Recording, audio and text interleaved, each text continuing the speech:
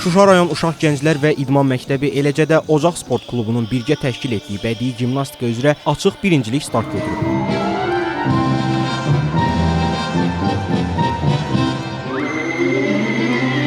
Bakı Olimpiya İdman Kompleksində təşkil edilən yarış martın 20-sinədək davam edəcək. Bu turnirdə bədii gimnastika idman növündə fərqli yaş qruplarından olan idmançılar öz bacarıqlarını nümayiş etdirəcəklər.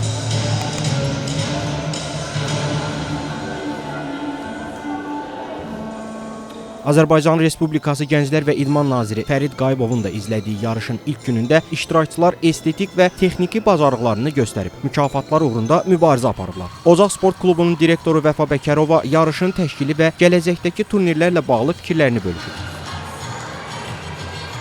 Biz planlaşdırırıq daha açıq yarışlar keçirtmək və nəinki Bakının və hətta Azərbaycanın digər regionlarından da gimnastları görməyə çox şad olardıq. Biz planlaşdırırıq oktyabr ayında Beynəlxalq Ocağın bədii gimnastika üzrə beynəlxalq yarışını keçirtmək. Bu artıq 4-cü beynəlxalq yarış olacaq və bizim bu yarışa axın çoxdur. Müxtəlif ölkələrdən gimnastlar gəlirlər və çox sevindirici haldır ki, bizim artıq yarışımız ənənəyə çevrilir. Daha sonra Şuşa Uşaq Gənclər və İdman Məktəbinin direktoru Tural Allahverdiyev öz fikirlərini bildirib.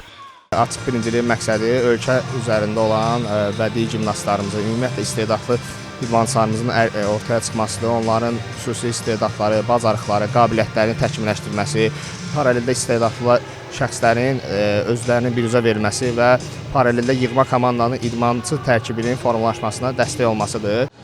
Turnir gənclərin bədii gimnastika sahəsindəki bacarıqlarını inkişaf etdirmək, yeni istedadları kəşf etmək və idmanın bu sahəsini daha da irəlilətmək məqsədi daşıyır.